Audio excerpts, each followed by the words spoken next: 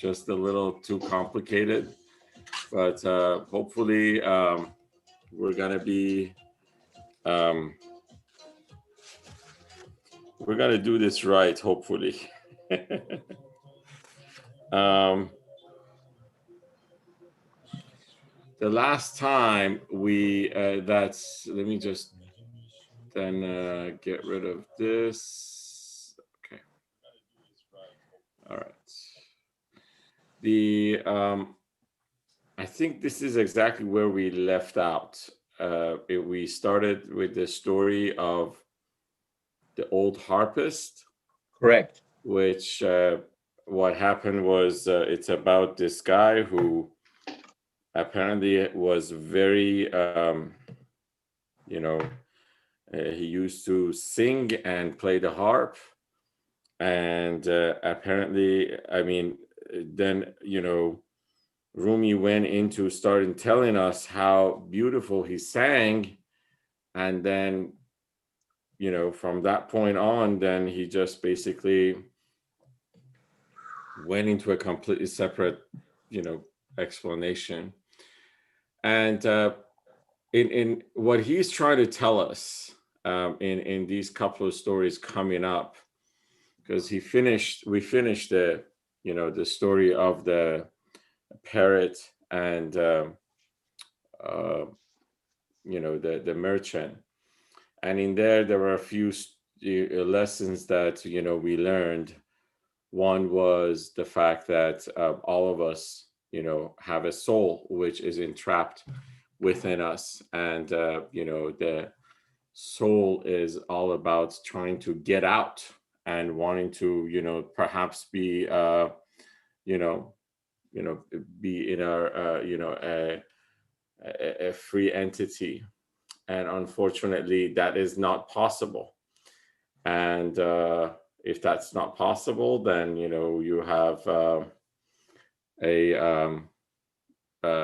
you have to work on it and cut ties with what is attaching you to this earthly body. And as you cut ties, then hopefully that is going to give you a better understanding of how to actually set your soul free. Another thing that we learned in that series of lessons was the power of what we call the tongue, and how words, as they're spoken in us, the words are going to help us out as to manifest into what we believe are daily activities or experiences that we have in our lives. The Just real quick, I wanted to let me see if I can bring up a Bible,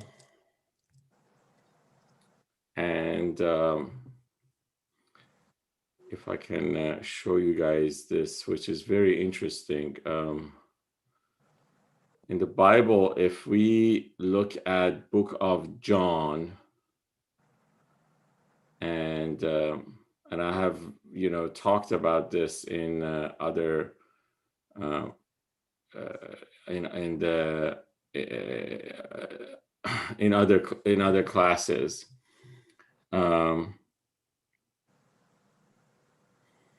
Let me see.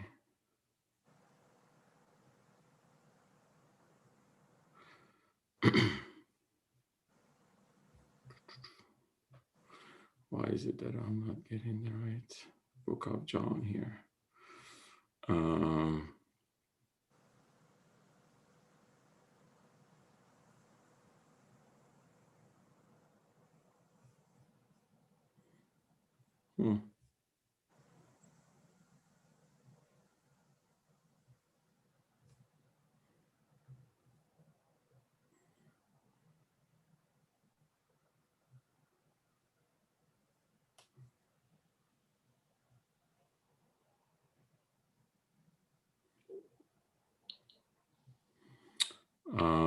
Unfortunately, I'm not getting what I want. And This is a different version. Okay, sorry.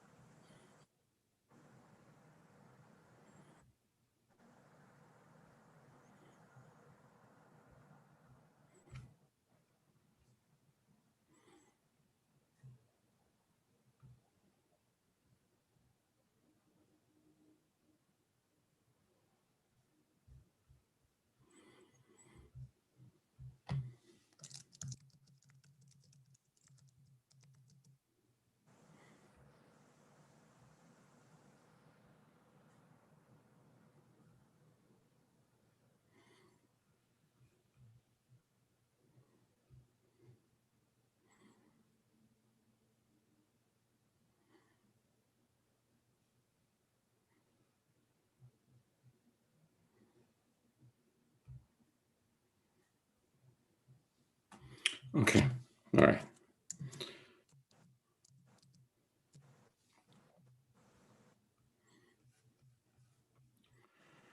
So some of you have heard me talk about this in other, sessions and classes.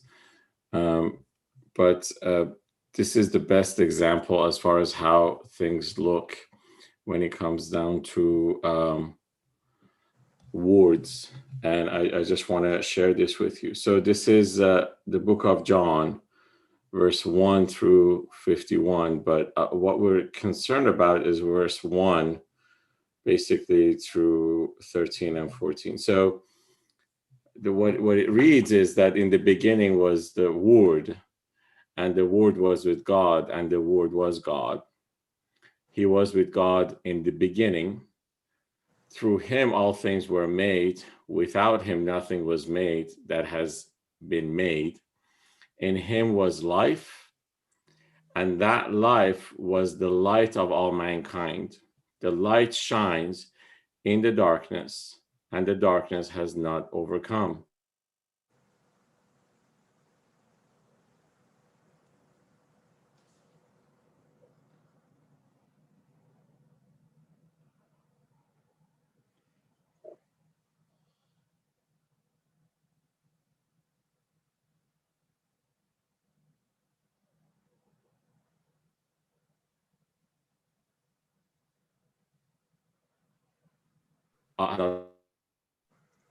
We lost you, Mohsen.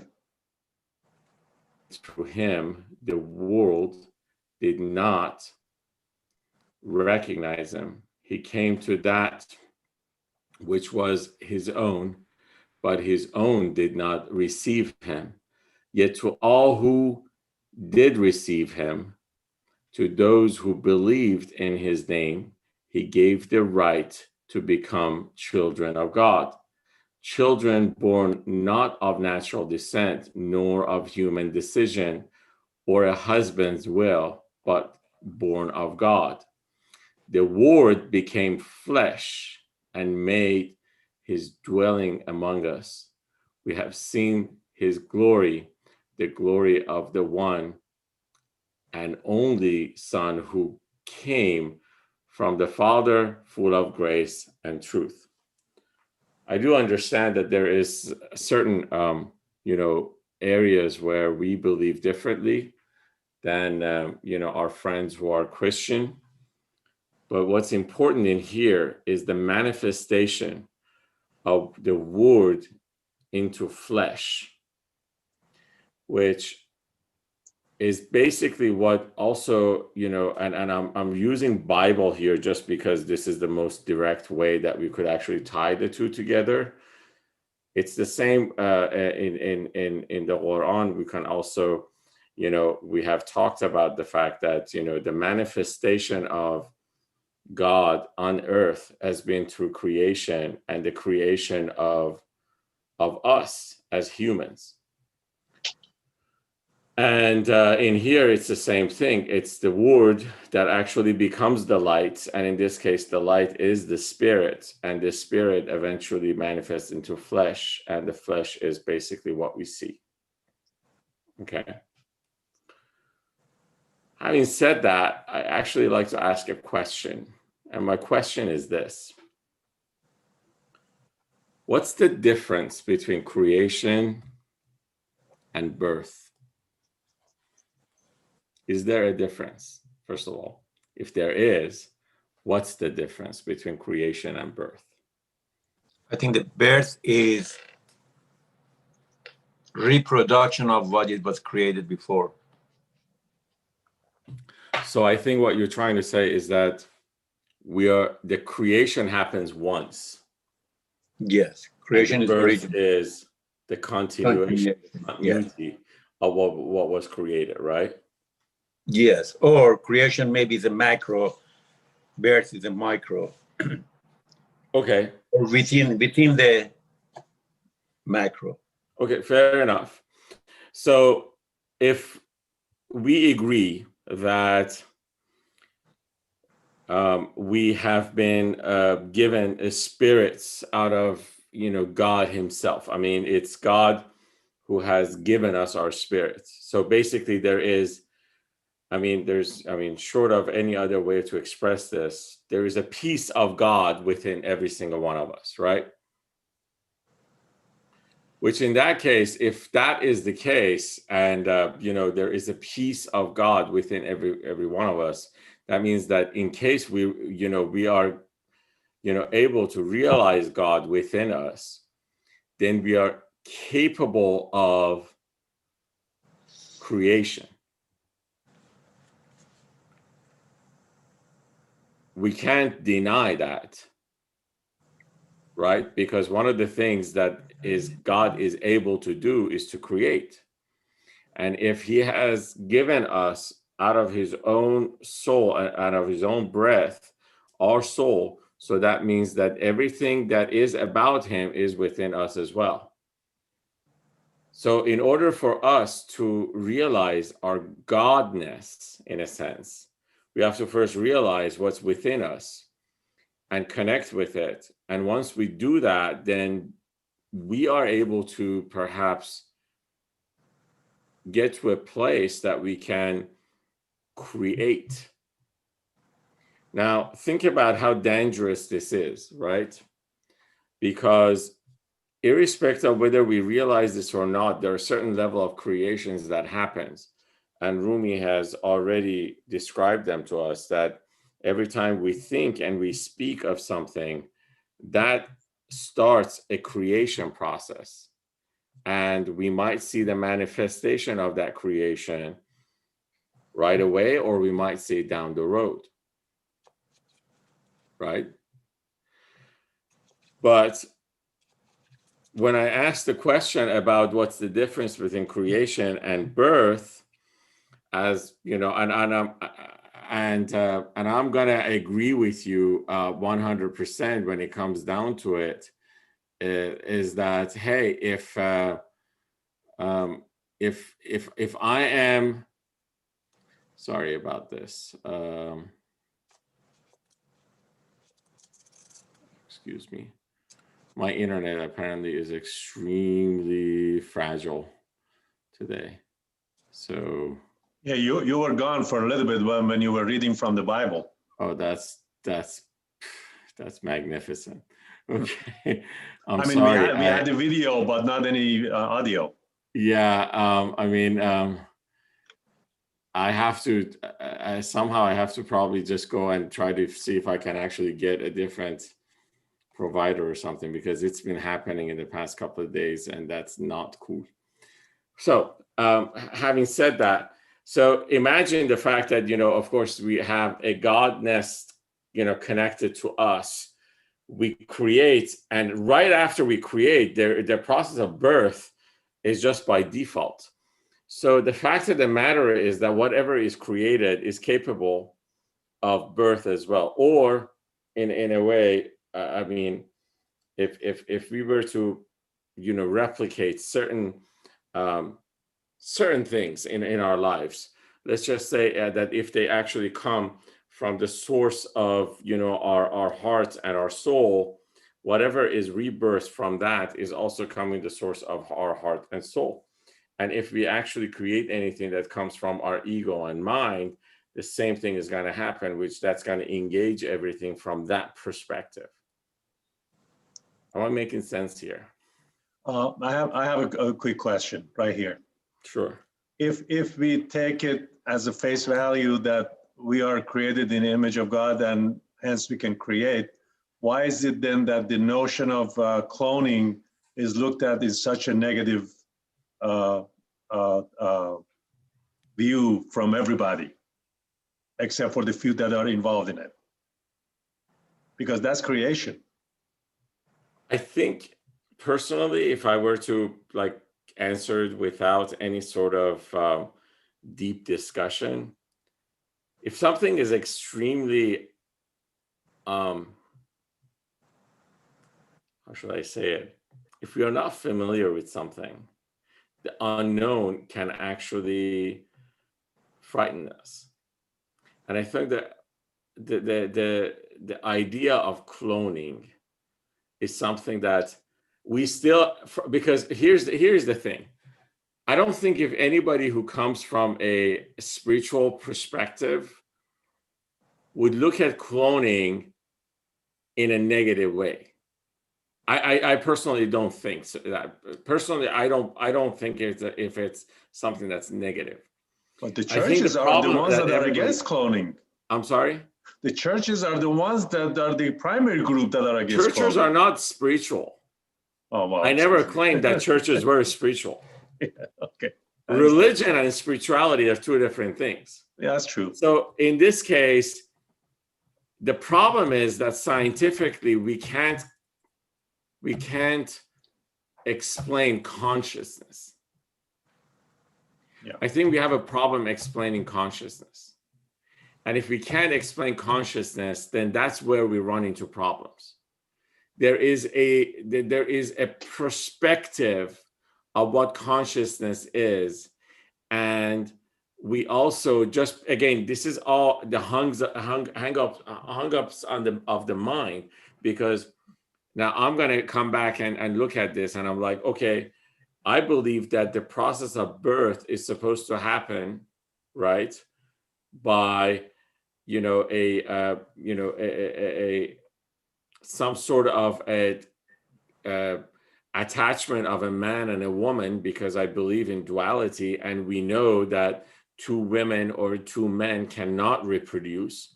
So we solely start, looking at the idea of the opposites, and then from that point on, we're like, then this whole process of bringing in a live soul into this life, and right now, for instance, there's debates. When does a fetus actually have life, and when does a fetus it doesn't have life, or things like that, and how that happens? And the problem is that as we cannot explain this properly through science, the mind doesn't understand it. And once the mind doesn't understand it, we create all sorts of problems around it, and we diss it as much as we can. And then somebody in Hollywood all of a sudden makes a movie out of it, and then that movie just all of a sudden gets everybody's mind. I mean, there was a movie called Multiplicity. Remember that? What was it? Go ahead. Oh, Michael Keaton. Michael Keaton, yeah, that was his movie. In there, one of the funny part was that he first cloned himself, and that the clone went and actually cloned himself, and then the third guy was a little off, and the only way they explained it was like, how a copy is not the same as the original. Now we made a copy of the copy. Now all of a sudden, and it was funny actually, but. This is the thing. I think our mind doesn't process things as well. Like I said, there's all sorts of, now I start thinking about it, and I've seen a lot of movies. I don't know if there was another movie called The Island. I don't know if you guys saw that or not. It was about this whole concept that, rich people could clone themselves. And in case that they needed an organ, their clone, they would have taken the clone and they would have actually ripped the organ out of them, and then they would just toss them out. How gross. It is, yeah. But but that was the thing. I mean, and everything about that, and in all of these movies, believe it or not, the underlying message is that how do we deal with the subconscious? Yeah.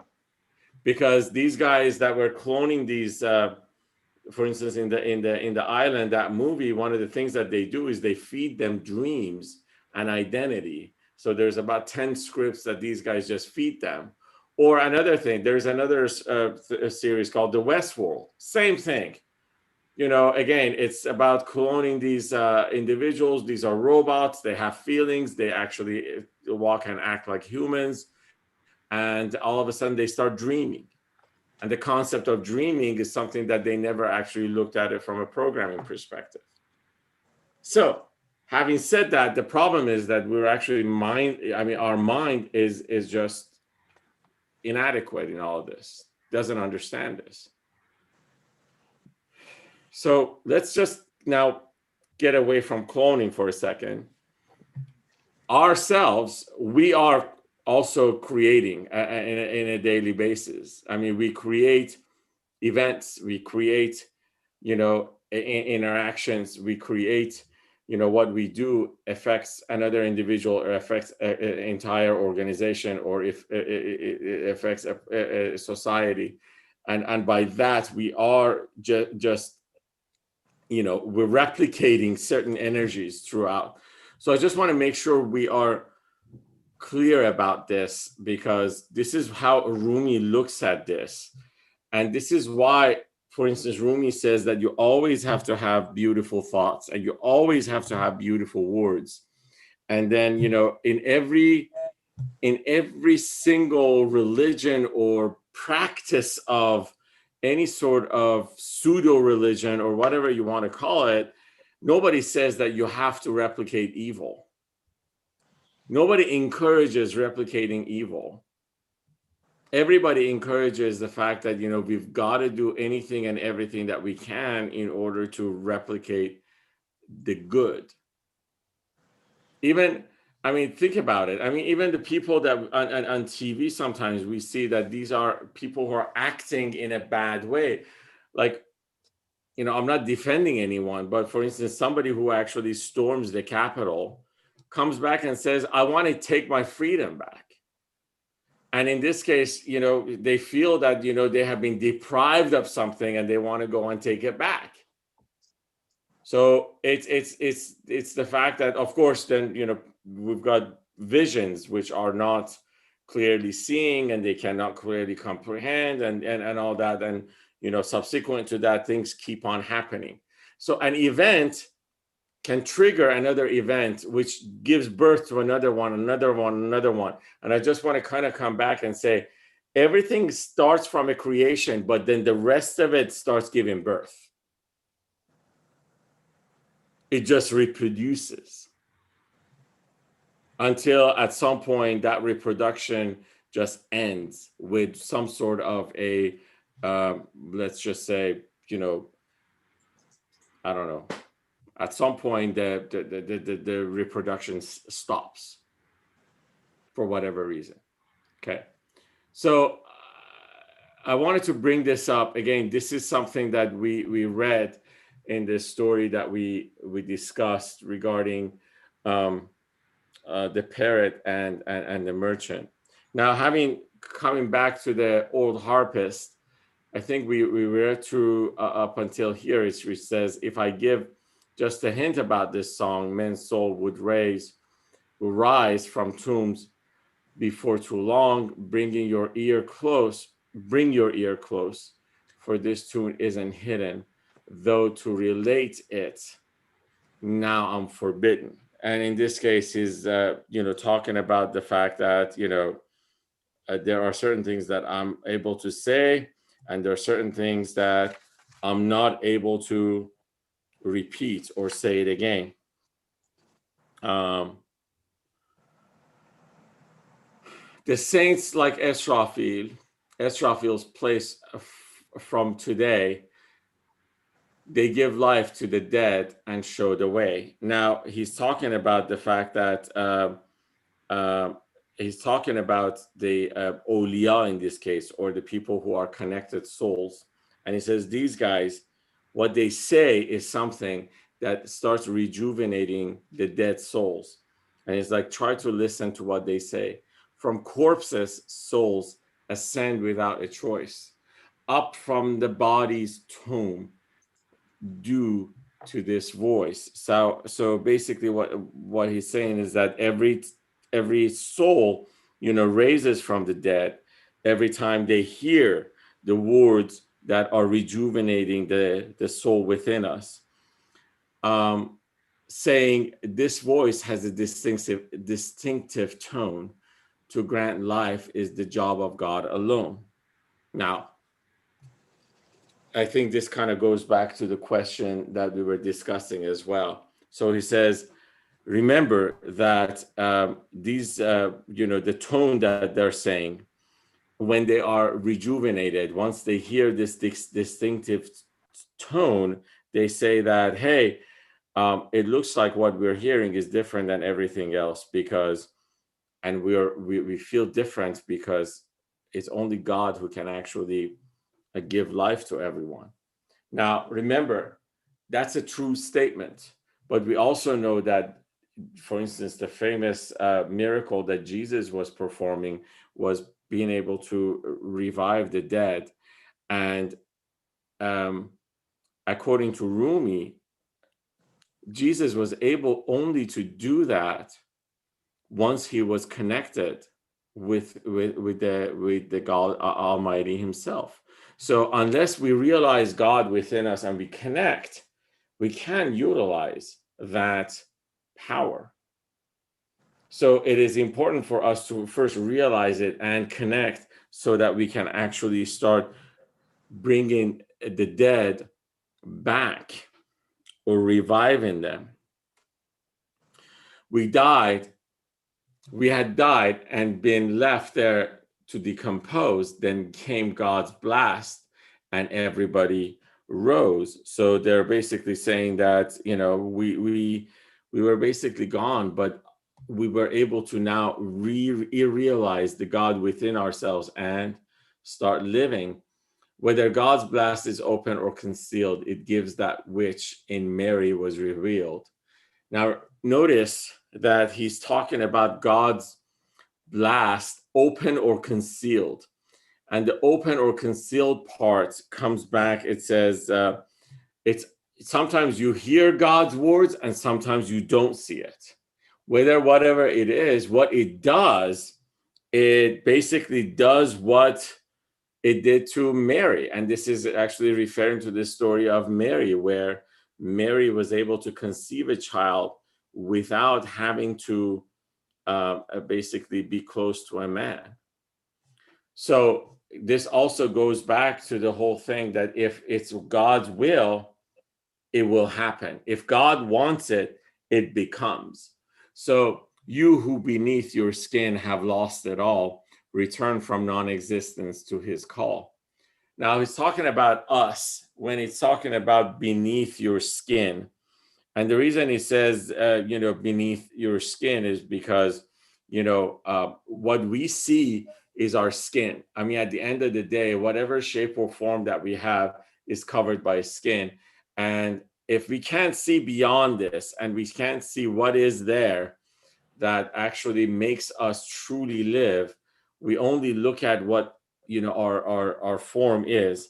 And in this case, he says, you who beneath your skin have lost it all, return from non-existence to his call. Non-existence is what Rumi believes we're at every time that we disconnect from God. So the true essence of existence, the truth which gives us the right existence, is when we're connected. And every time we disconnect, no matter how much alive we feel, how much we feel we're breathing the air and we are eating the food and we are alive in our own essence, we're still a it's a false premise of existence. This call comes from the king himself. It's true, although his servant utters it to you. And so in this case, he's coming back and says, the call that you hear is coming from, the king himself or or God himself. However, you hear it from the mouth of the prophets. In this case, it was the prophets who were repeating that, right? God told him, "I'm your tongue and I, my slave, your wrath and your contentment too I gave." So in this case, he's talking about the fact that the people who are connected with God, and in this case, he's talking about the prophets and folks like himself or Shams, is like we are connected to such way that anything and everything that we do is within God's command, and it's within God's will. Okay. Go forth, because through me you see and hear. Through me you hear and see. Though your God's secret, don't claim mastery.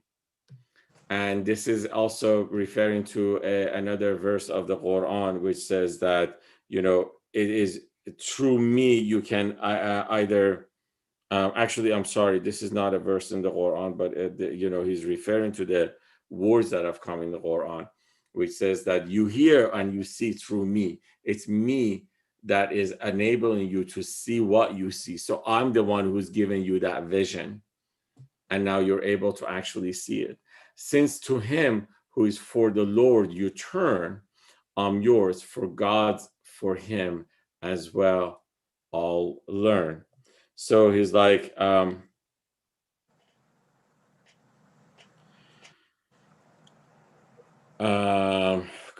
he's referring to a hadith here. And the hadith says that whoever is for God, meaning the fact that whoever has got allegiance to God, God also has allegiance to him. Okay. And I think this is what, and the translation is not doing its justice, but says, since to him who is for the Lord you turn. So basically, it's somebody who is given allegiance to God, or he is always looking after or looking to God. I'm yours, for God for him as well, I'll learn. So God has been for him, so therefore you can actually kind of clinch to that as well. Sometimes I say it's you, sometimes it's me. Regardless, I'm sunlight, can't you see? And people who have been, looking towards God, and they are connected, and that therefore their inner soul is connected and it's free. What Rumi is saying is that sometimes it's you and sometimes it's me. So basically saying that them in their bodies, that there is no identity there. It's either sometimes it's them and sometimes it's God, who knows?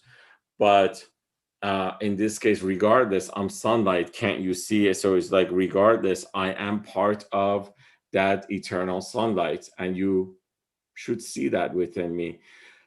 When I emit a breath just like a ray, the problems of the world all fade away. So he's like, if I were to emit my ray, if I were to look at anything that has a problem,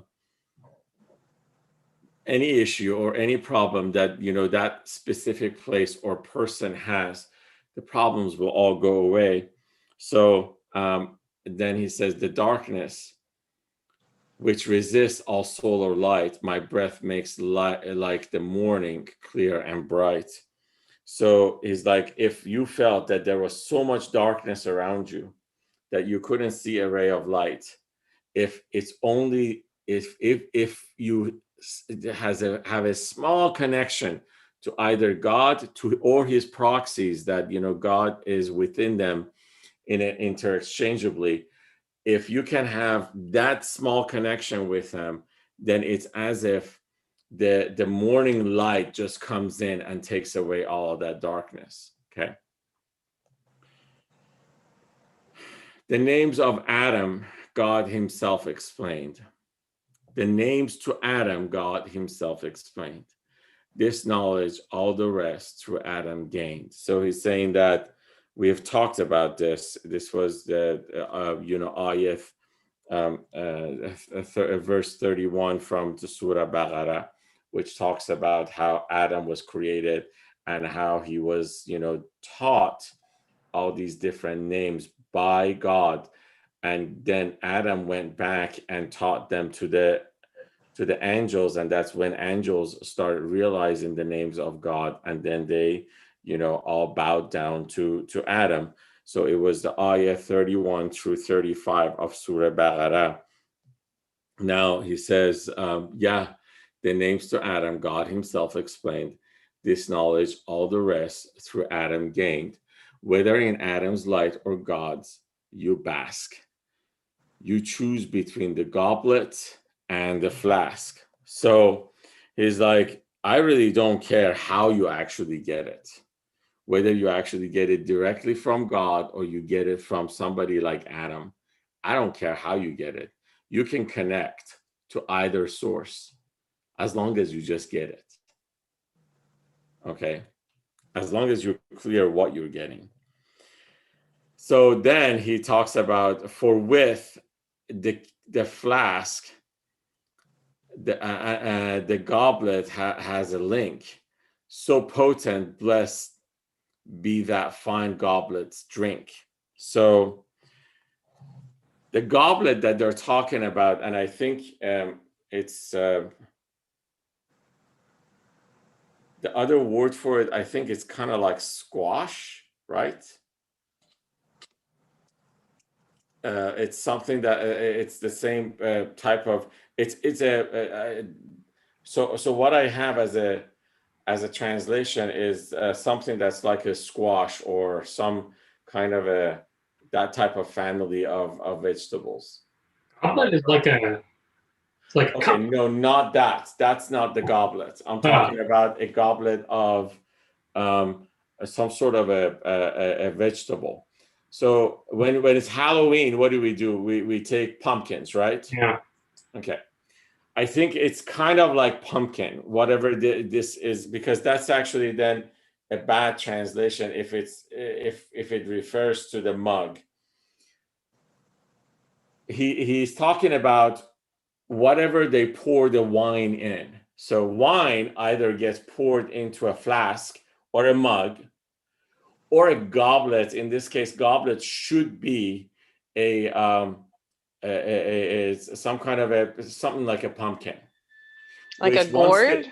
I'm Got sorry? it. So it's like a big gourd? Like I think Yeah. another name. Yeah. But it is once they actually pour the pumpkin, the wine in it, it preserves the wine and enriches the flavor. Okay, and that's how they used to store wine back then. So he's talking about the fact that I don't care where you get this wine or this essence from. I really don't care where you get it from. As long as you get it, that's fine.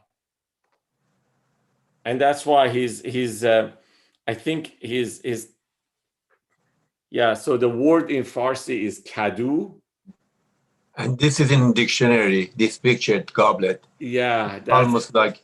That's not what we're talking about. Kadu. Yeah. So what's kadu in English? Squash, zucchini or squash or things like that. Yeah, I think he has just totally tried to just translate it through and give it a different. But so this is something that they would pour the wine in. That's why he's talking about that zucchini, but it's a big zucchini. It's not the small ones that you get. It's like one of these big, huge ones. They would empty inside of it and they would pour the wine into it. Okay. Now, so it says, so for with. Excuse me, Mohsen? Yes. I think what that is, and you can see it here in the olden times, they will take a huge zucchini and hollow it out and let it dry out. And then it becomes something that you can fill it with. That's what that is. I think that's exactly. That's what he's referring to. Yeah. And they used to store wine in also. Yeah, right. Yeah. Okay, thank you. Yeah. So he's like, I don't care where you get it, as long as you get it. The prophet said, those who have seen me are best, but people who have seen them are just as blessed. this is also a hadith from the Prophet that whoever has seen me, that's great. And in this case, seeing, people think like what he's talking about is like whether you've seen him with my two eyes. But no, what he's saying is that if you had the vision to see into me, then that's great. But there are some people who did see into me and then they became, themselves realize of their God within themselves. If you are able to find them, then good for you. Because finding them is much difficult than finding a prophet, right? Prophet is somebody who everybody knows. But these people who have seen the prophet, it's hard to see them. Does that make sense? Mm-hmm. Okay, good. All right. So, when lamps reflect a candle, men, of course, see it as well and know what's the source. 100 times like this, though, it's past, the source stays linked to those who see it last. And that's how he explains the prophet's, words. Either be nourished by the final flame or the soul's candle, for they're all the same. Either receive light from the contemporaries or from the candle of past visionaries, but receive it. That's actually a pretty good advice. Okay. All right. Now, he goes into the next part is he's talking about the hadith.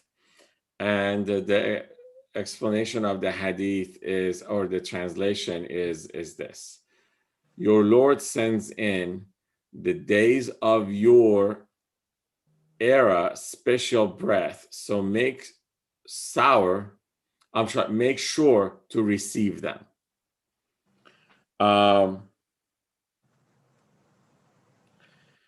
Not a good translation. All right. So what he means is this. As you live, there are some good scents that comes your way. If you get them, receive them and basically try to manifest them or follow them or understand what they are. These good scents only come once in a while. Just try to make sure that you take advantage of it. Let's see what it means. The prophet said, the breath that God exhales in our own present time, that's what prevails. So basically what he's saying is that, God's presence is everywhere. And in a metaphoric way, he's saying that as he exhales his breath, you have to just make sure you find it and you connect with it. So always only knocks once. I'm sorry? The opportunity only knocks once, and you better be there to answer.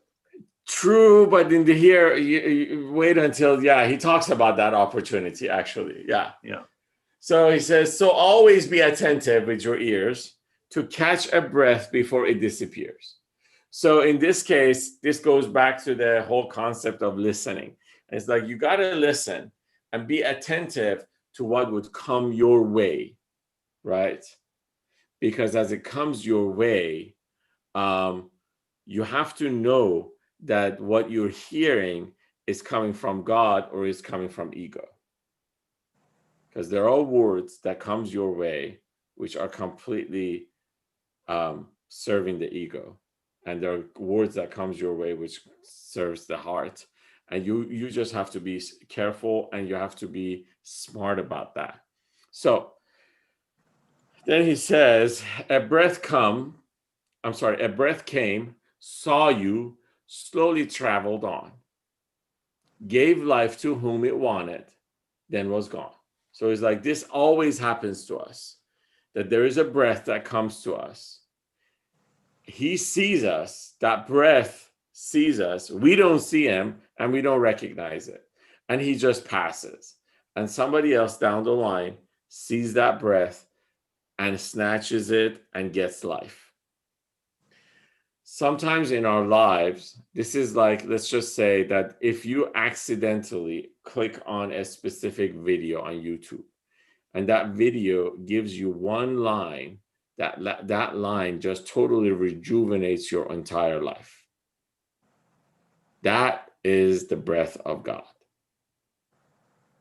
You got it, you saw it, and you clinged to it, and you realized it within yourself.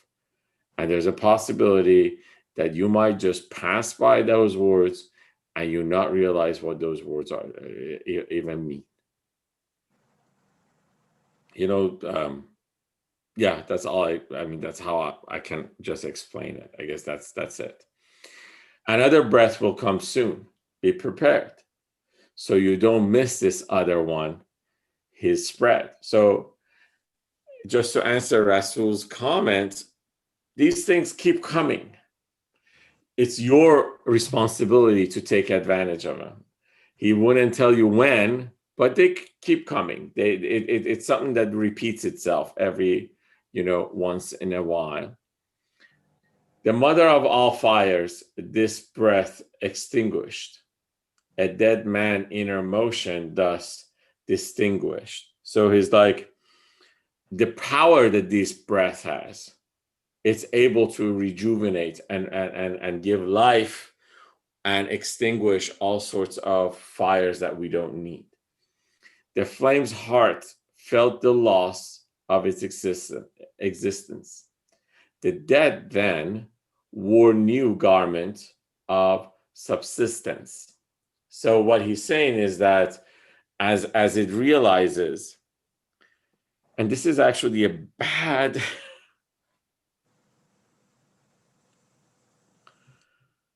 yeah, this is a bad translation. Sorry.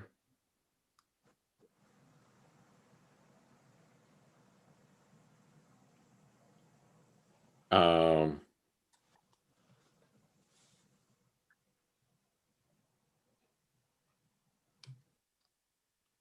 mean, like in plain language, what's Yeah, the flame's heart felt the loss of his existence.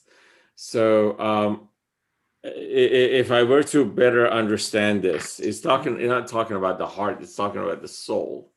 So the flames, so it's a soul that actually is inflamed, and it realizes its existence. The dead then wore new garment of subsistence, and in this case, he's saying the fact of the matter is that as the flames of not knowing or not connecting is died down, there is all these rejuvenation and life that just comes in, and and that just brings in brings the dead out of being dead.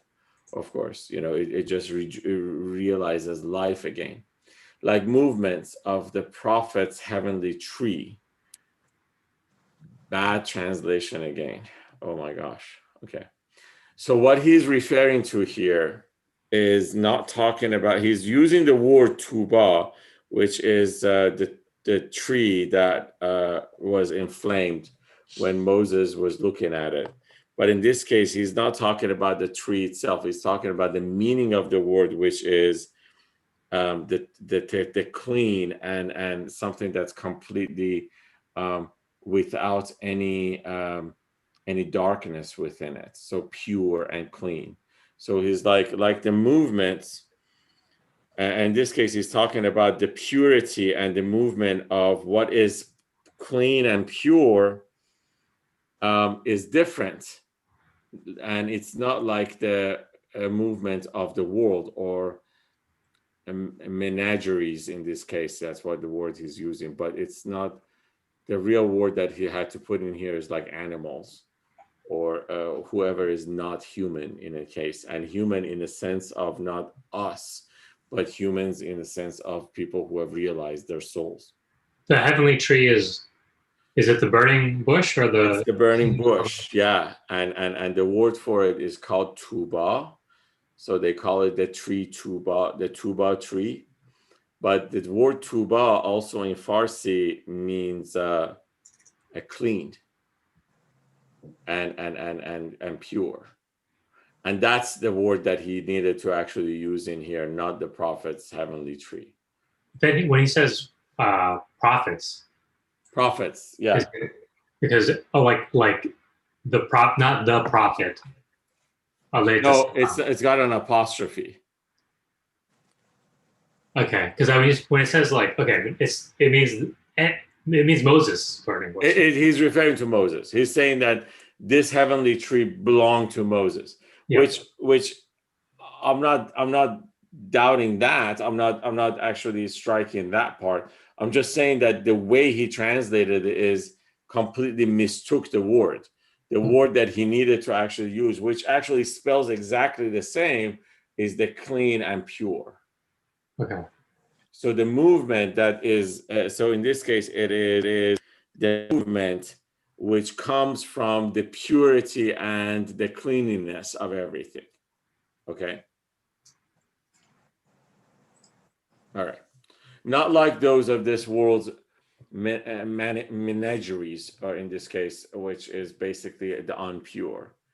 If it should fall upon the earth and sky, then it would terrify all passers-by. And what he's talking about is that, you know, this pure sense of life that each of us can realize, you have to be ready to realize it. And in this case, so the breath that we are supposed to realize is something that we need to be we need to also be ready for it, because if we are not ready for it, then that breath is going to destroy everything, because we just can't contain it. We can't fully understand it.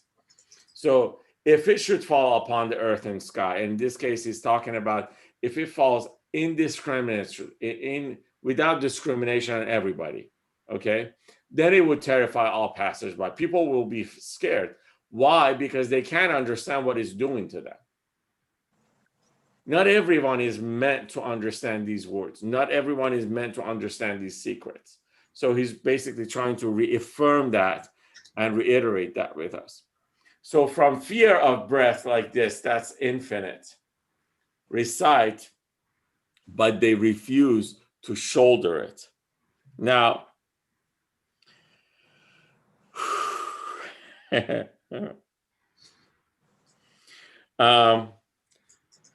there is and in this case, I have to explain a few things so that we fully understand it. What he's referring to here is the fact that, yeah, in the Quran, there is the expression that we were not, you know, everything else, the mountains, there was a secret or a specific secret mission that God wanted to give to the mountains or the sky, and they refused to accept it. And us humans, we said, yes, we will take it. Do you guys know what I'm talking about? Yeah, we were smart from day one. Well, we weren't smart. If we were smart, we wouldn't have done it. But I know. yeah, but I just want to make sure. Sarcastically. Yeah, hold on one second. Let me just bring the ayah here.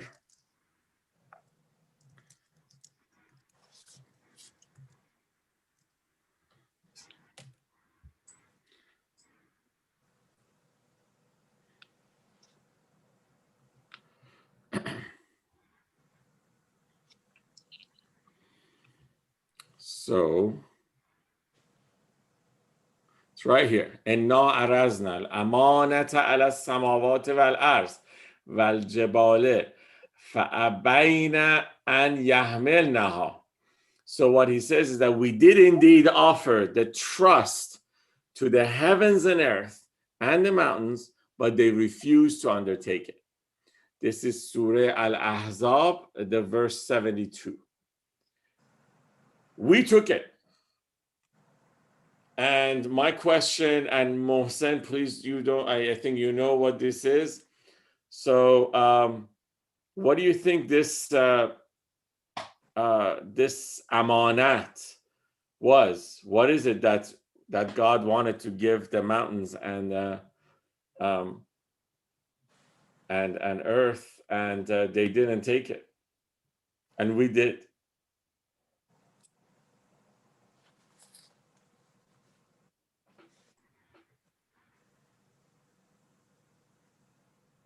Go for it, Martin. Oh, that's free will. Very nice. Awesome. Thank you.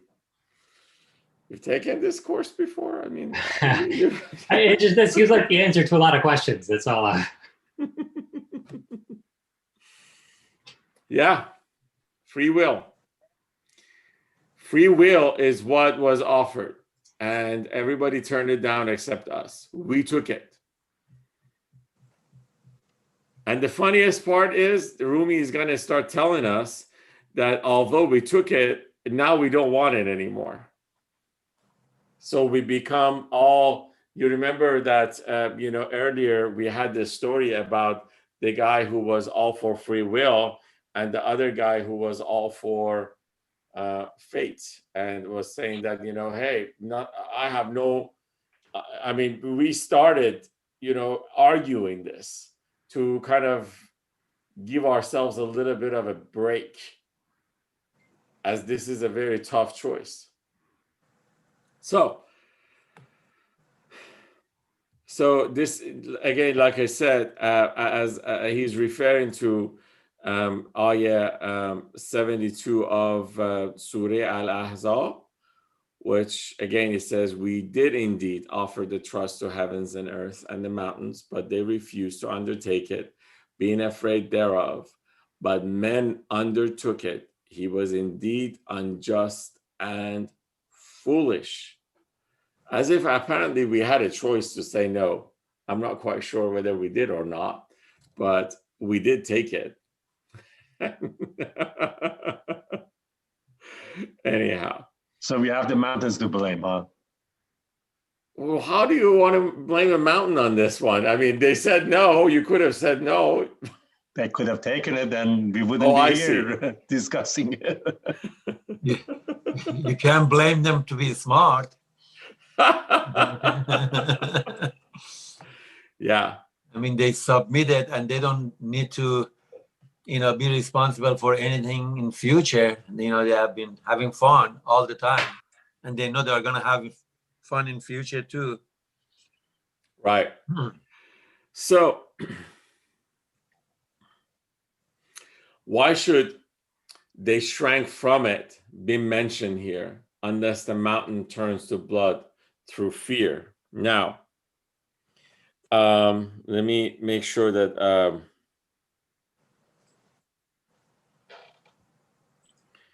so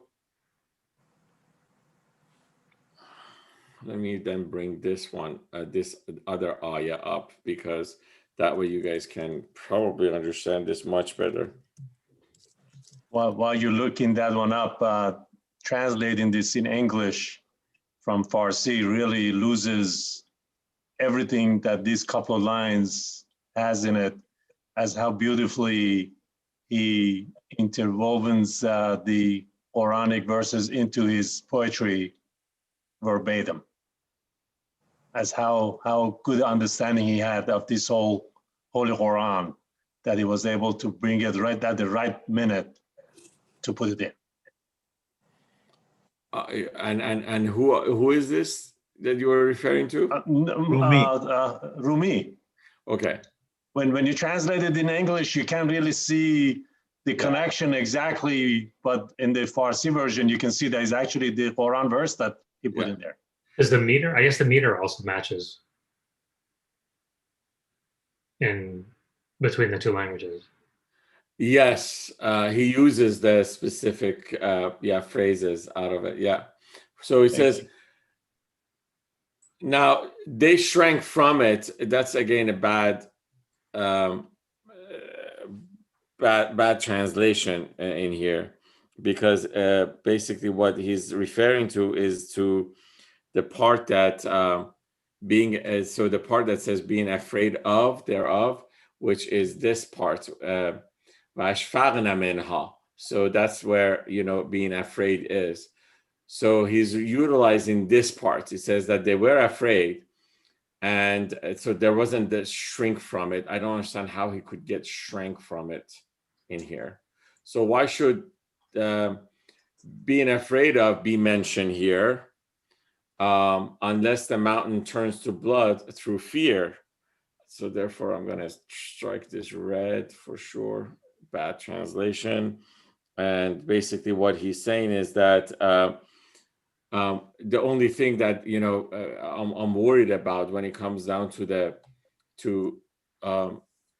God, or to what they're afraid of, is the fact that what would we do with this? I mean, they really didn't know what to do with it.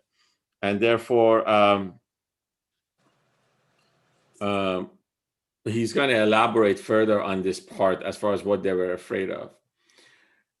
Well, listen to this then. He says, last night I found you in a different hue, but then came, oh, sorry, I got to change this.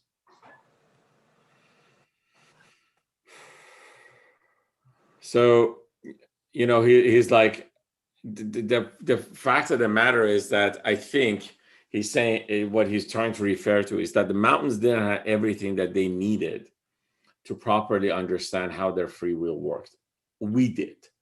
Now he goes back, he says, it's like, last night I found you in a different hue. It's like, if I look at everywhere, I see you. And last night it was in a different color, but I saw you. But then some more cells blocked the path to you. It's like, as I witnessed you, or I was able to see into you, there was a bad omen, or in this case, more cell is talking about a bad thing that you have consumed in this case, or if he had consumed something that was bad or with a bad omen. Okay. Remember the movie Avatar? Mm-hmm. I just remembered this when I said that scene, into you. If you remember, when Jake is learning Navi, the girl tells her that, this expression means that I see you. And then she explains further that what I mean, though, is that I see into you. It's not that I see you. I see into you. And everything about that whole clan that they were was all about how they connected to the heaven and earth. They connected to those trees, which the trees which connect them to the heavens, and they also connected to everything that was around them, so they wouldn't kill without blessing the hunt in such way that they made sure that the hunt hears them, that it is, what they did is justified from a perspective of their ecosystem, and they fully realize that, and they respect them. So it is important for us to realize that everything, again, about also what Rumi says is, of course, I totally believe that Avatar was totally written on top of, Rumi and, other, philosophers. But again, this is another, kind of example that we could use for that, which says that something that I did or something that I ate blocked the path to you. I was able to see you before, but then I was able to see into you. But then something actually blocked my vision. For just a bite, Lorman is held at bay. It's now Lorman's time. Morcel, go away.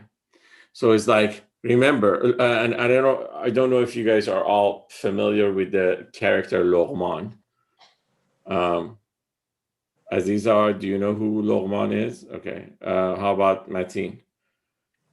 Luqman, I am, but I'm not familiar with his bite. Okay. You know that there is a surah called the Surah Luqman in the Quran, right? Yeah. Okay. So Luqman happened to be the stories that are surrounding him. Some people say he was a prophet. Some people he would say that he was not a prophet, but he was as good as a prophet. I mean, he was just a connected soul, just like Rumi. And he was a slave, but he was very enlightened. And there are stories of Luqman as we go into second book of Masnavi, but in here he's now talking about Luqman. Luqman is somebody who was a slave, but he was able to so much connect with his inner soul, which he became a trusted advisor of the king eventually. Okay. And in this case, when you look at everybody and you look at how Rumi looks at himself, is that you elevate yourself to a point whereas you also become that trusted advisor of the king. Okay. Now, what he's referring to in here is not the Luqman, the character that is recited in the Quran as well, and that trusted soul. He's talking about us. He's telling us that we get this. We all are created in some Luqman-like, essence, but then we lose it. And the way we lose it is because we take a bite of something. And in this case, Adam took a bite of either it was, the apple, or it was some sort of a, flower, or whatever it was. It was a bite that took him from what was connected into something different. Now, the fact that you take a bite of something resembles two things. One is that you have free will. So the reason he brings the ayah from Surah Ashab, this was something that was given to you, whereas mountains and everyone else refused, is because the moment you decide that you take a bite of something, you're exercising free will. So by exercising free will, you can do two things. One thing is you can get connected or you can get disconnected. And in this case, he's talking about the scenario that for just a bite, Luqman is held at bay. It's now Luqman's time. Morsel, go away. And it's like, hey, let him go. Allow him to see. The morsels, what these pricks are set upon. In Luqman's souls, they're looking for a thorn. Now, what he's saying is that everything around us is some sort of a morsel, or it's some sort of a bad bite, that all it waits for us to take it. And the moment we take it, it takes us away from our core, or from what we need to be balanced with and completely connected with. Every time we take a wrong bite, and it's not about consuming a food. A wrong bite could looking at the wrong thing, hearing the wrong thing, saying the wrong thing, eating the wrong thing, or basically doing something that's not right. All these things are bites, and all these things happen because we're given free will. So it is the existence of free will which does what it does to us. Okay. And that's why, hence, the mountains and everyone else just said no, and we said yes. Okay. So, says the morsels, what these pricks are set upon, the Luqman soul, they're looking for a thorn. So what he's saying is that they want to put a thorn in your soul so that you start aching. And and when you ache, your attention from going towards, the skies go towards yourself. Imagine this. If you're about to see a movie, right? And you're watching television and you love the movie, but all of a sudden you get a stomach ache. What happens? All your attention goes towards your stomach, no matter how beautiful the movie is, right? So what he's saying is that these bites or these choices bring these thorns in our soul. Okay? So there is none at all nor semblance of one there. Your greed stops you discerning things with care. Now, he's just saying that, remember that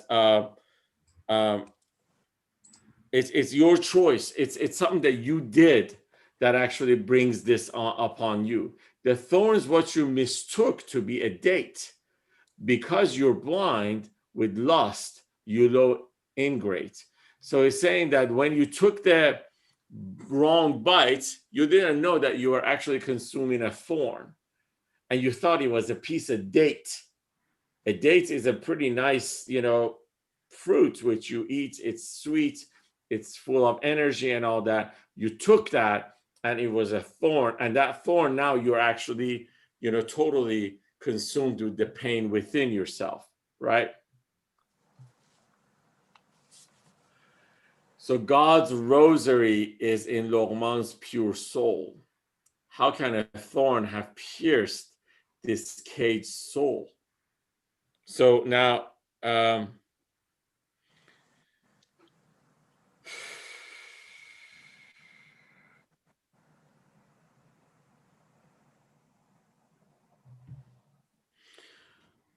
so remember, Lorman is us. He's saying God's rosary is in Lorman's pure soul. So it's God's rosary in our pure soul.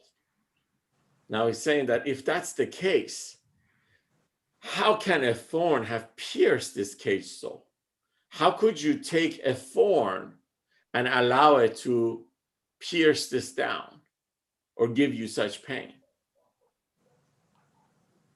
Why did he use this word rosary, Mohsen? It's bad translation again. I don't want to keep saying it's bad translation.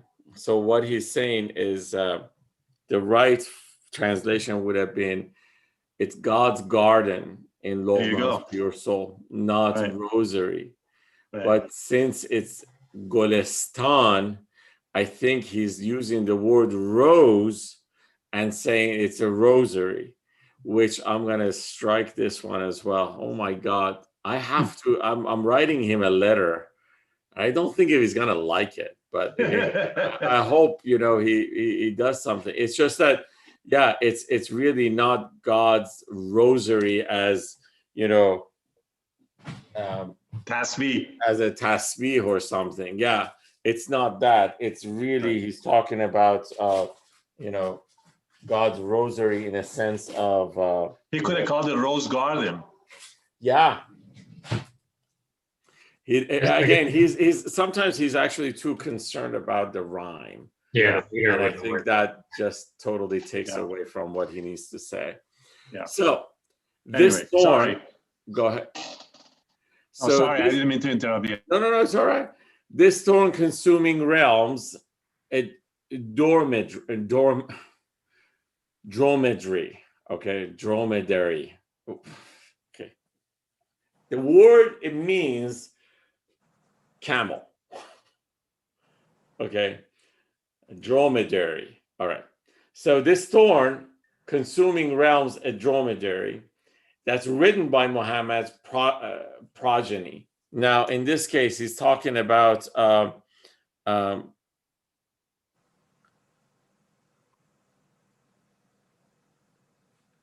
the moment that you actually allow this thorn within you. He's now not using the word Lorman anymore. He's actually telling us that, we are now, you become a camel, which you are, the camel, which is our body, is being ridden by a soul, which is still connected to Prophet Muhammad's, teachings. Camel, which is us, again, you're bearing roses. So he's telling us that, remember, still on you, now camel resembles the body is bearing the soul. So in this case, he's talking about the body, which is referring to camel. You are bearing roses. Remember, this soul that you're bearing is something that can become a rose, or it's that diligent, or it's that pure, or it's that beautiful. So camel, you're bearing roses. You should know that from their scent, more roses soon will grow. So it's like, if you actually understand this rose and what it does and what it can lead you to, you would remember the scent, and this scent would, kind of guide you towards where other roses are being, grow. But you prefer to head for thorns and sand. What roses will you find in barren land? But the problem is that our choices lead us to where we find thorns. And it's like, how could you do that? Or, what roses will you find there? You who in search have traveled here and there for roses, why do you keep asking where? So it's like you've been traveling here and there to find roses, not knowing that roses are within you or in the back of you, because now you're a camel. Of course, again, he's trying to just basically get our attention. You have to understand that if there was a setting that he was telling these poems, I specifically think that, he used these harsh metaphors so that people would just come to their senses by calling somebody a camel. I mean, he does. Yeah. So he says, you who in search have traveled here and there for roses, why do you keep asking where? He's like, you keep asking, where are these roses? The fact of the matter is that you have them within you. All you have to do is you have to get rid of the thorn.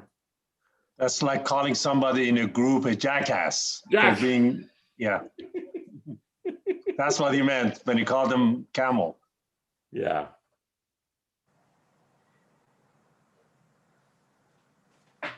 From your own foot until you first move, from your own foot until you first remove the thorn, you're in the dark and you can't move. So he's like, now you have to remember that you've got to remove this thorn. You can't move around with the thorn in your foot. Now, he's using the metaphor of the thorn in the foot because that's something that's more sensible for people, but he's really talking about the thorn that's within our hearts.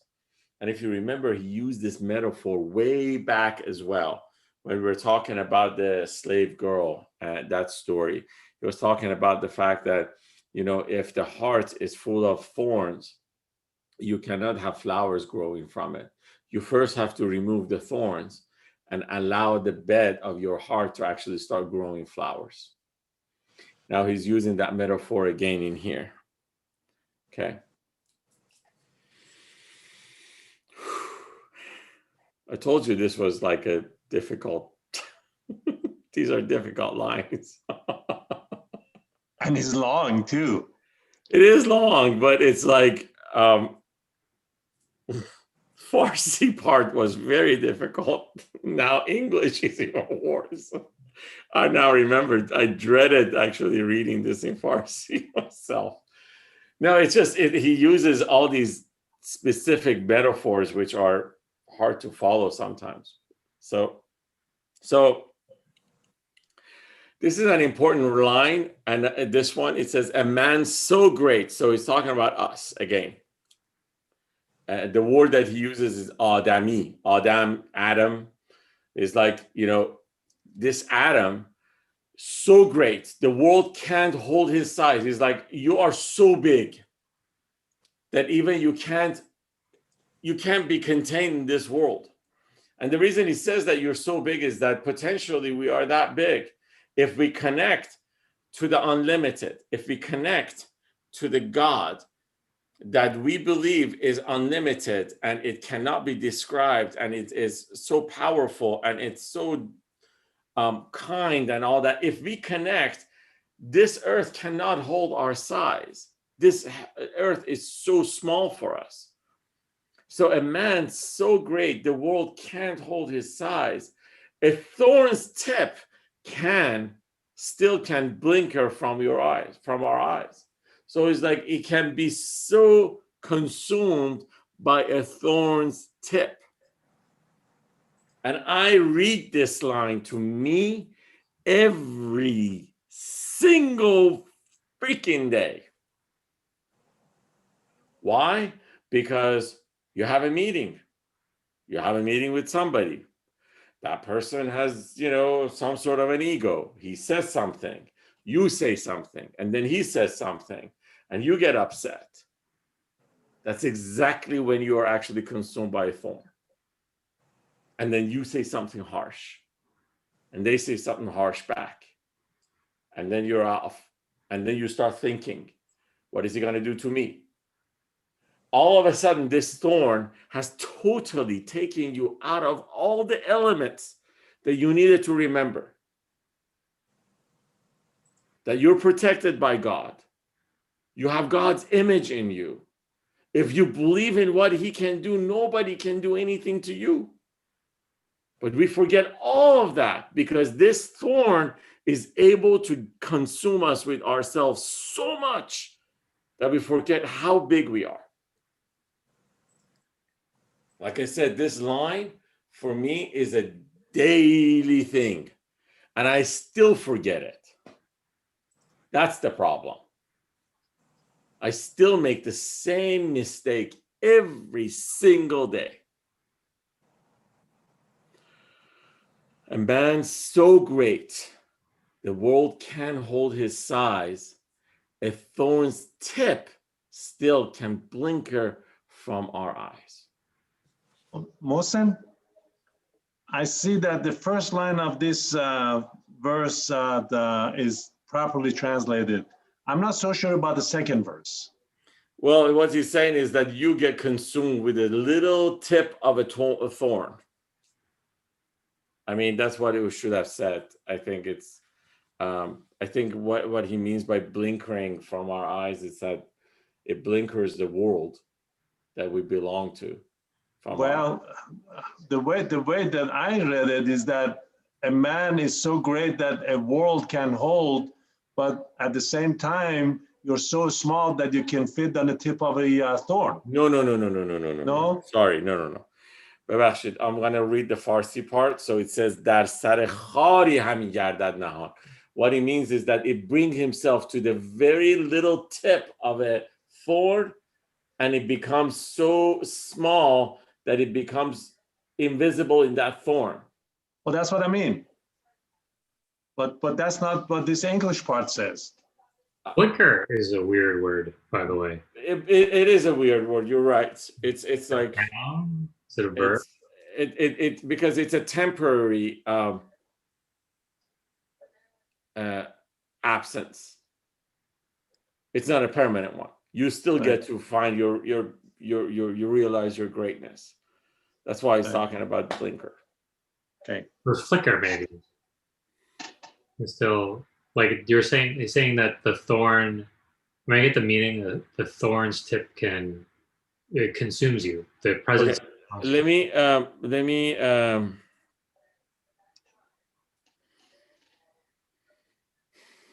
he doesn't say it in here, and I kind of he's missing this one line. I think. Okay, there you go. So hold on. No, this line is here. We read this already. From your own foot until you first remove the thorn, you're in the dark and you can't remove. So in this case, this is when we get consumed, that the thorn is here. This is referencing the thorn that's in our foot.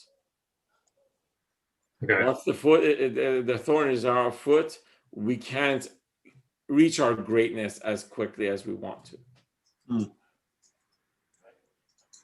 We're consumed with it because we have to remove it.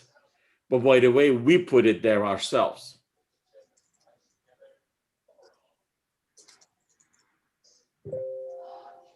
All right. Yeah. Okay. So the prophet came to bring us harmony. Please speak, sweet redhead. Come and speak to me. Oh my God, bad translation again. Redhead. So he's talking about Kallamini ya Homeira Kallami. Kallamini means talk to me. Homeira is the name that Prophet used to call Ayesha, which was his wife. And it means redhead in Arabic, but he shouldn't have used that, the sweet redhead or something like that. Because Homeira doesn't mean redhead, by the way. It means a white girl or somebody who has got very, very pale skin or very white skin. Okay. So he says that it was, so he's just using this line and we'll realize why he used it. So he's like, the prophet came it's not that he wanted to bring us harmony. It's like,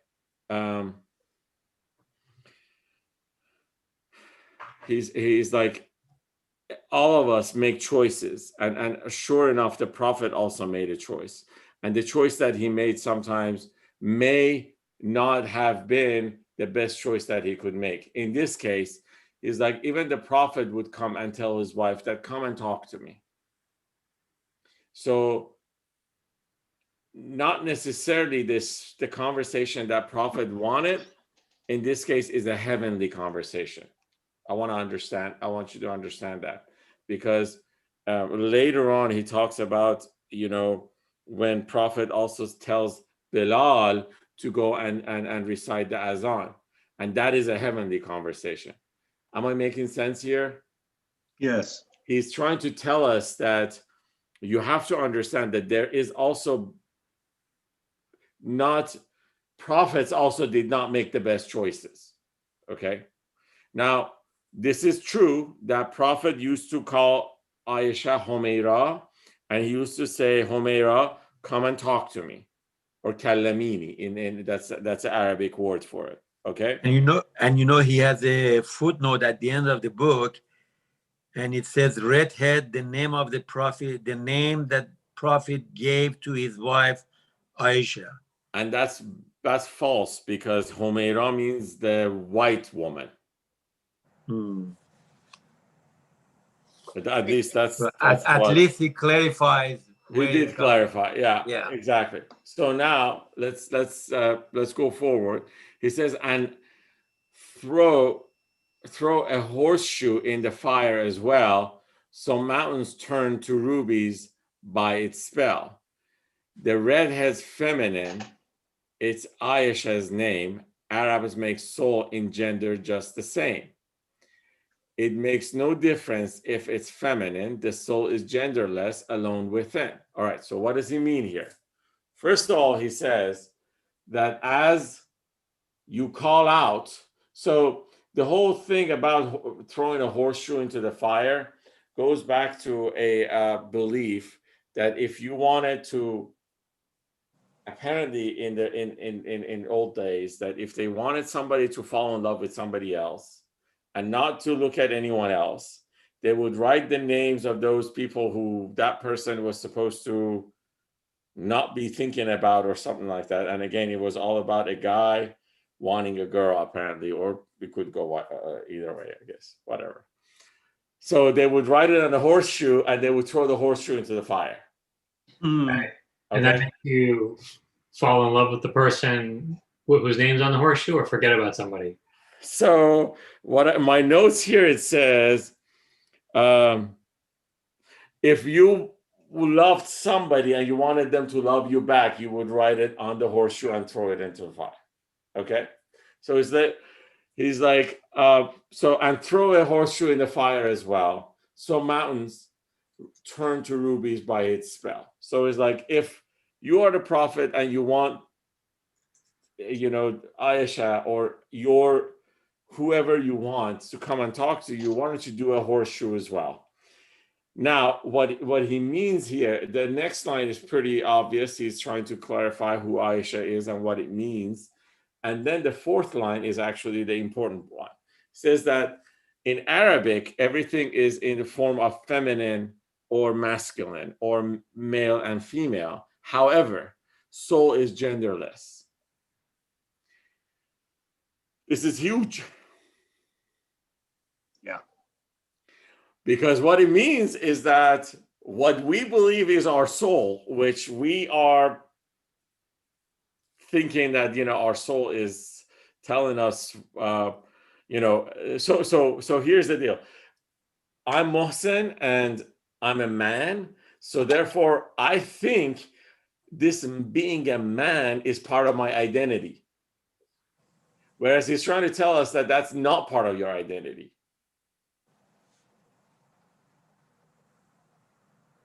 Which is going to further tell us the fact that because soul is a genderless thing or being, that means that if we come in a different life, we might, I might be a woman.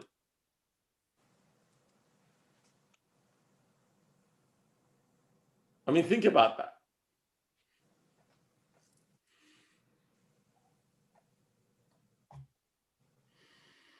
I mean, that the transition to talking about the genderless soul seems very abrupt.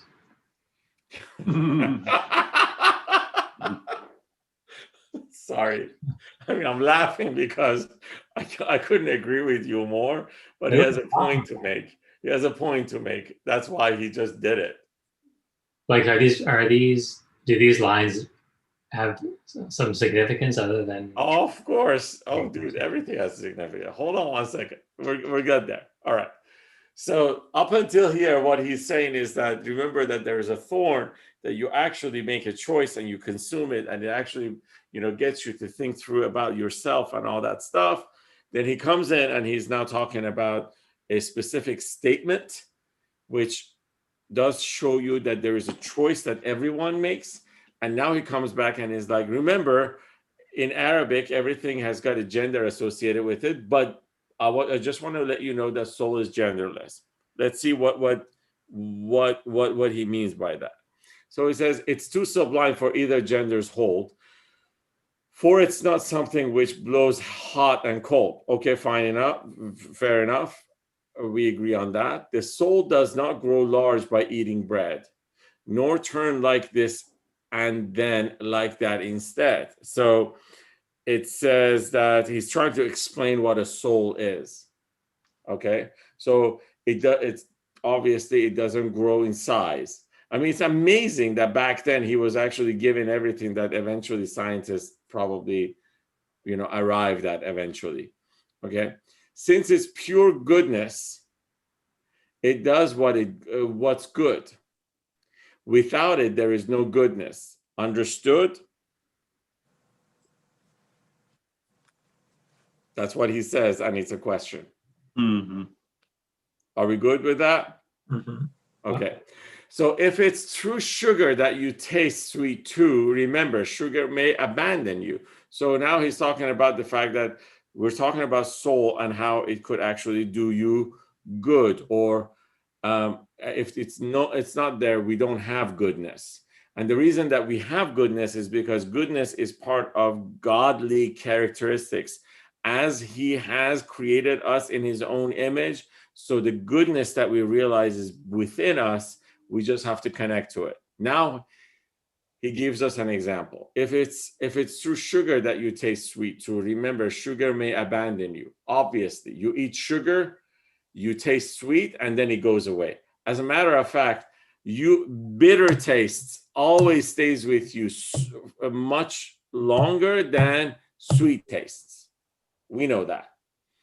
But when you turn to sugar through your state, now you can consume it or you can become it.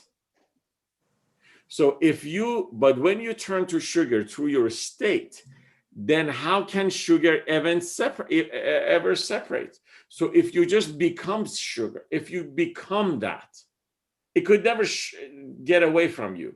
Now, why is he saying that? Remember, he's talking about the soul itself. So the soul that doesn't grow by bread. So what it does is that it gets affected by your feelings and what you preserve from your heart and soul within it. You cannot keep eating, sugar to actually give yourself a sweet soul. You have to become sweet. You have to become kind. You have to become loving so that the soul also becomes loving and giving and sweet. Does that make sense? Okay. But when you turn to sugar through your state, then how can sugar ever separate? When lovers find within themselves the wine, they lose their intellect, dear friend of mine. This intellect denies love, but would claim it's privy to love's secret all the same. So, the intellect that he's talking about is the mind. So he says, the lover finds within themselves the wine. So the lover, because they talked and do everything through their soul, so the lover, as they do everything through their soul, they find, it just finds all love's secrets because soul does know it. Why? Because soul is connected, right? Now he says the intellect or the mind denies love because mind tells you that there's just no way you can do that because it requires too much of giving or too much of sacrifice or too much of something that mind can't comprehend. So he says it's privy to love's secrets all the same. So in this case, what happens is it might know some stuff about love. It might know how to describe how you feel or what you do or how you may act differently or things like that. But it can never understand or it can never become it. Okay? So it's just a know-all. So fighting self-negation, angels or devils till annihilation. And now, okay, bad translation all the way. All right. So he's talking about our mind. It says that it's very smart. However, what is not is that it can never be emptied of its own ego. So the mind and the ego, they can never let go of themselves.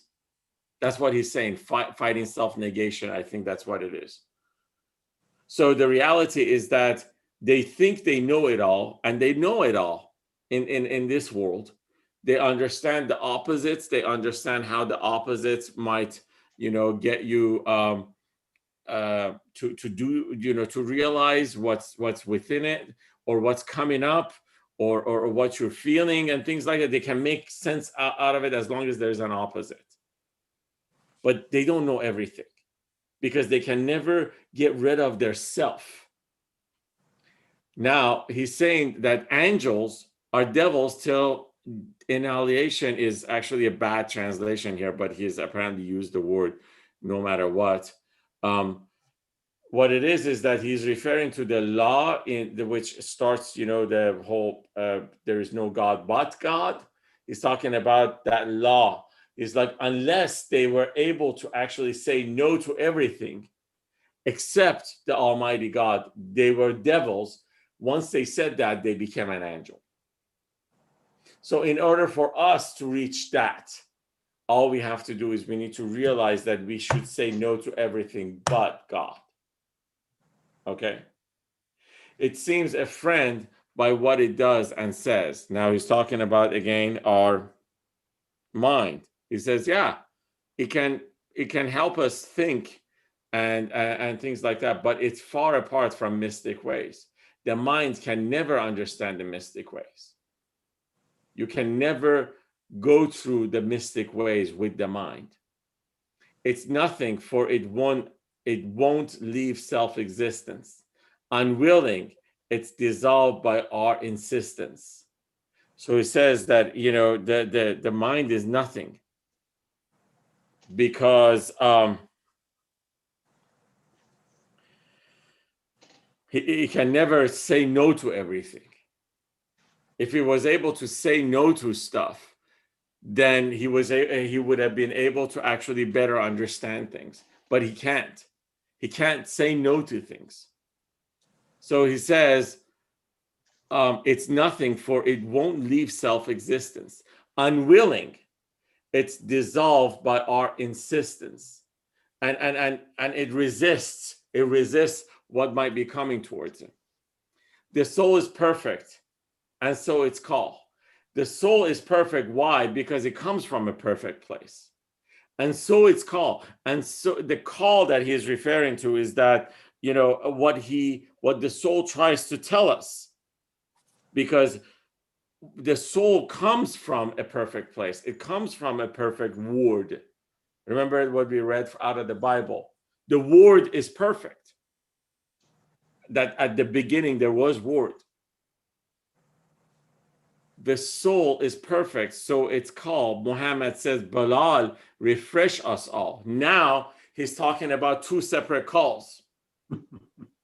The original call was the call that Prophet was making to Aisha, and now it's the call that he's making to Bilal. And the call that he's making to Bilal is a call of the soul. And he used to come back and say that, hey, why don't you go and recite the azan for us, because I want to hear it, because that refreshes my soul. Okay.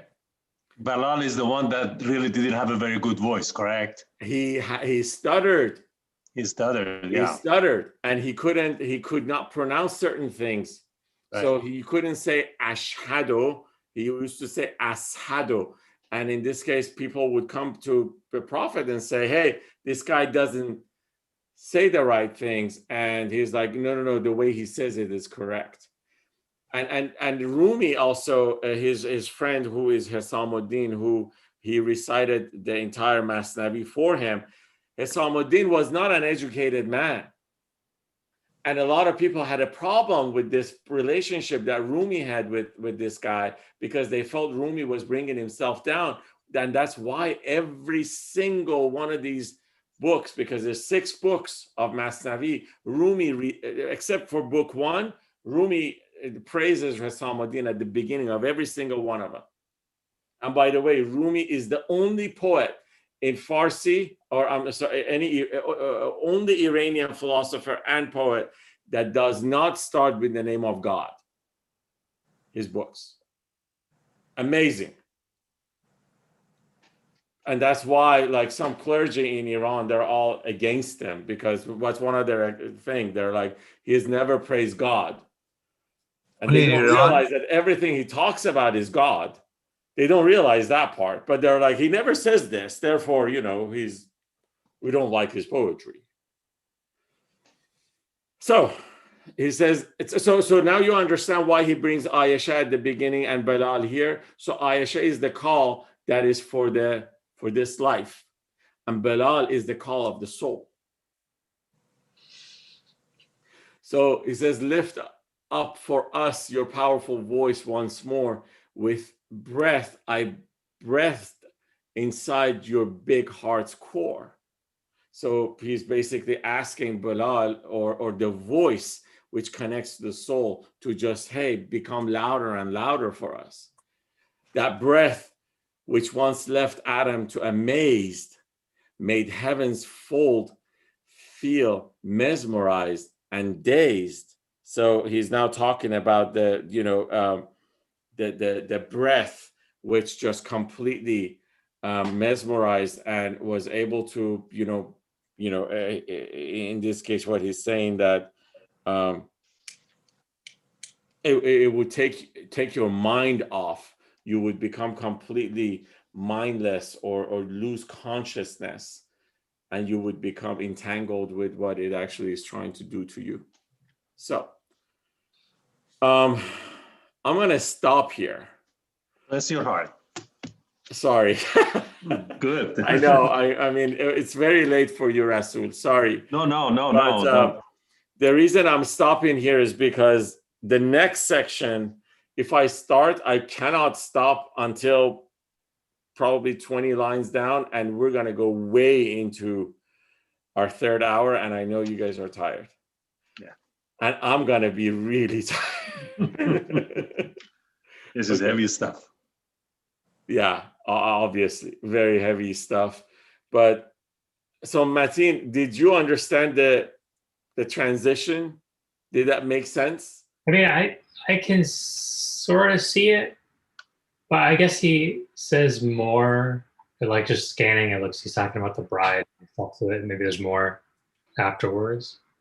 You again. So remember, he started everything from us as far as where our origin is. Then it tells us that we can be consumed by a thorn, and the thorn is the resemblance of how this life can actually consume us. A thorn just comes into your foot, and all of a sudden you can't move anymore. And the thorn can go to your heart, and you can't connect anymore. Yeah. And then, you know, it showed that by choices we actually make these calls. And he then uses the prophet and what he used to say to his wife, and also what he used to say to Bilal. Okay. To actually show that, yeah, even the prophet makes both of these calls. I see. Now, you need to, I mean, remember, Rumi is not about not living. He wants us to live. He wants us to live our lives, but he wants us to live our lives with a vision, with a full consciousness. And in this case, the consciousness is about what choices and what words are we doing, are we using, and what are we creating, and what are we giving birth to. And remember the difference between creation and birth. Because remember, you create it, and then it starts reproducing.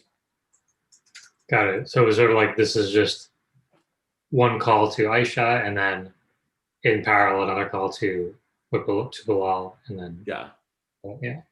And next week you probably, I mean, once we read through that, because you know it's not, you know, he talks about the fact that you know, how does this affect us, and how do we actually can disconnect from our mind, and how it actually, you know, the disconnect sometimes, you know, could take us to places where we're not ready for it, but we have to be okay with it as far as the experience. Again, we'll get to that next week. Thank you. And Thank you. Thank you, everybody. Have a good evening. thank you.